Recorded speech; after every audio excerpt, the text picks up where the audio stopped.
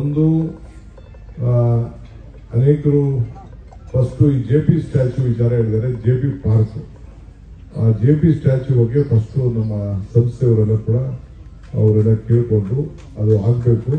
ನಾನು ಅದನ್ನ JP statue install ಮಾಡೋಕ್ಕೆ ರೀಇನ್ಸ್ಟಾಲ್ ಮಾಡೋಕ್ಕೆ ಎಲ್ಲ ವ್ಯವಸ್ಥೆನ ನಾನು ಮಾಡ್ತೀನಿ. ನಂಬರ್ 1. ಎರಡನೇದು ಯೋಗ ಸೆಂಟ್ರು, ಜಿಮ್ಮು ಮತ್ತು ಸ್ವಿಮ್ಮಿಂಗ್ ಪೂಲ್, ಈ 3 ವಿಚಾರ ಕೂಡ ಹೇಳಿದ್ದಾರೆ. ಈ 3 ವಿಚಾರ ನಾನೇ ಕಣ್ಣಲ್ಲಿ ನೋಡಿದ್ದೀನಿ, ಖುದ್ದಾಗಿ ನಾನೇ ಕಣ್ಣಲ್ಲಿ ನೋಡಿದ್ದೀನಿ.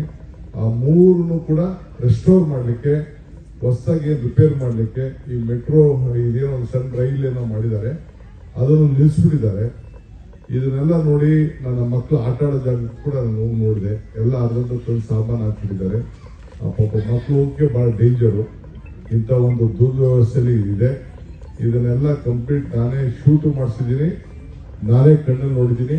ನೀವು ಹೇಳಿದ ವಿಚಾರ ಕೂಡ ನಾನೆಲ್ಲ ಗಮನದಲ್ಲಿ ಇಟ್ಟಿದ್ದೀನಿ.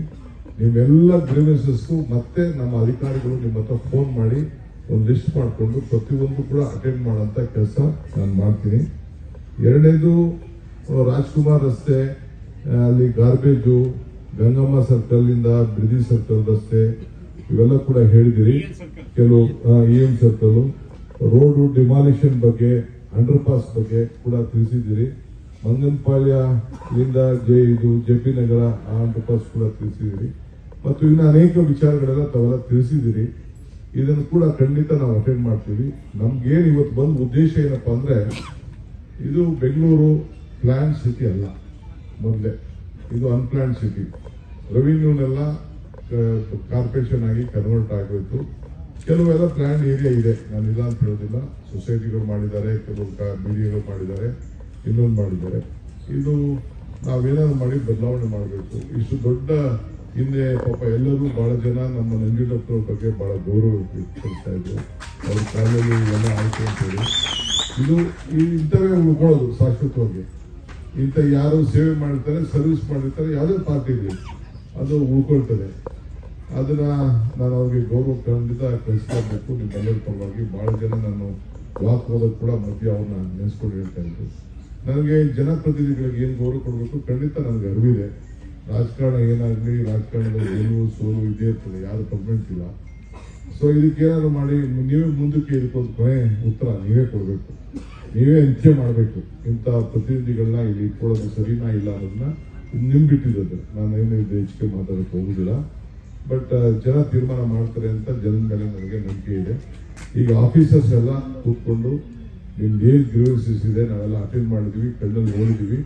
ಈ ಟಾಯ್ಲೆಟ್ಸ್ ವಿಚಾರ ಇದನ್ನ ಹೊಸದಾಗೆ ಏನೇನು ರಿಪೇರಿ ಮಾಡಬೇಕು, 24 hours ಏನು ಟೈಮ್ ಇದೆ ಆ ಟೈಮಲ್ಲಿ ಇದನ್ನ ಓಪನ್ ಮಾಡೋಕ್ಕೆ, ಕ್ಲೀನ್ನೆಸ್ ವಿಚಾರದಲ್ಲಿ ಇದೊಂದು ಬಹಳ ಚೆನ್ನಾಗಿ ಇಷ್ಟು ದೊಡ್ಡ ಪಾರ್ಕ್ನ ಗಿಡ ಮರಗಳನ್ನ ನೋಡಿ. ಲಾಲ್ಬಾಗಲ್ಲಿ ಏನು ಫೆಸಿಲಿಟೀಸ್ ಇದೆಯೋ, ಲಾಲ್ಬಾಗು ಸ್ವಲ್ಪ ವಿಸ್ತಾರವಾಗಿದೆ, ಇಲ್ಲಿ ಕಂಪೆಲ್ ಆಗಿದೆ.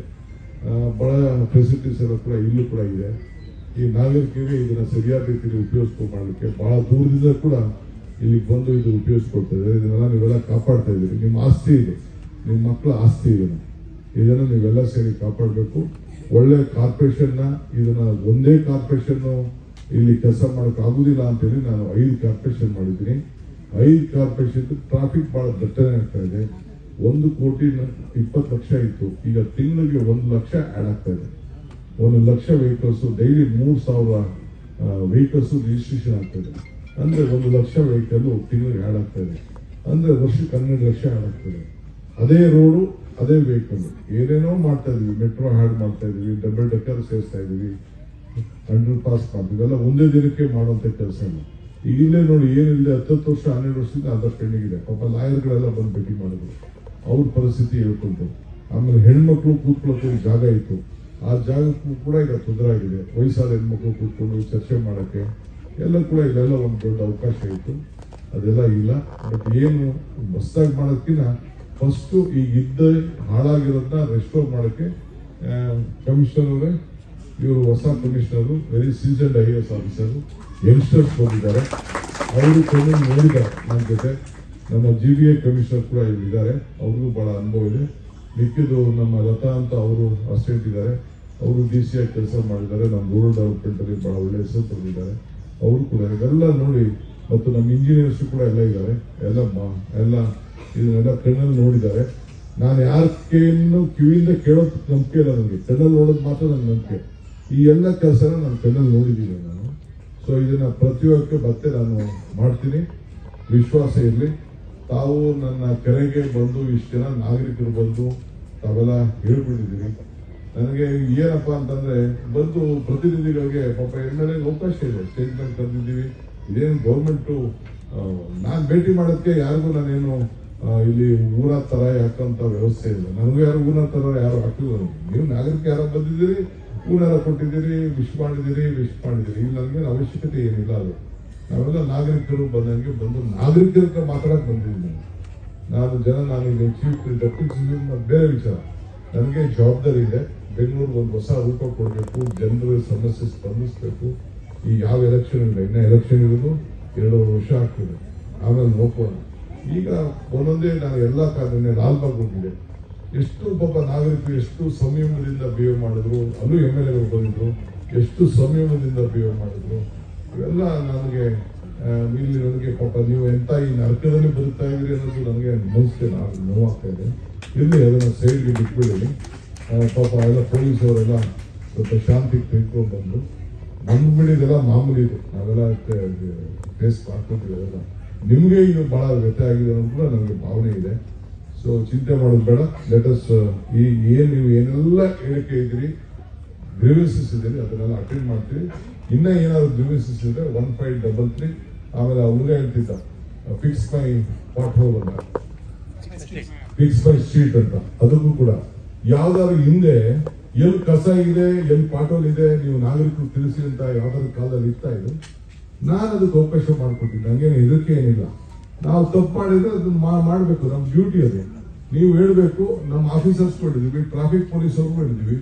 ನೀವೆಲ್ಲರೂ ಕಂಡ್ರೆ ಕೂಡಿಕೊಂಡು ನಮ್ಮ ಕಾರ್ಪೊರೇಷನ್ ಅಧಿಕಾರಿಗಳು ತಿಳಿಸಪ್ಪ, ನಾವು ಅದನ್ನ ಮಾಡ್ತೀವಿ ಅಂತ ಹೇಳಿದ್ವಿ. ಆ ಕೆಲಸ ಅವರೆಲ್ಲ ಕೂಡ ಮಾಡ್ತಾ ಇದ್ದಾರೆ.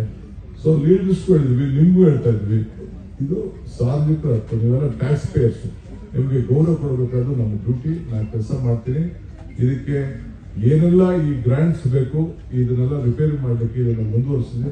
ಇದು ಯಾಕೆ ಇಷ್ಟು ವರ್ಷದಿಂದ ಪೆಂಡಿಂಗ್ ಇದೆಯೋ ಅದನ್ನು ಕೂಡ ನಾನೊಂದು ರಿಪೋರ್ಟ್ ತಂದುಕೊಂಡು ಇದನ್ನು ಆದಷ್ಟು ಜಲ್ದಿ ಕಂಪ್ಲೀಟ್ ಮಾಡಿ, ಇದು JP ನಗರ ಪಾರ್ಕು ಯಾವ ಸ್ಟೇಜಲ್ಲಿ ಇರಬೇಕಾಗಿತ್ತೋ, ಯಾವ ಸ್ಟೇಜಲ್ಲಿ ಇರ್ತದೋ ಅದನ್ನ ಆದಷ್ಟು ಜಲ್ದಿ ರಿಸ್ಟೋರ್ ಮಾಡುವಂತ ಕೆಲಸ ಖಂಡಿತ ಮಾಡ್ತೀನಿ.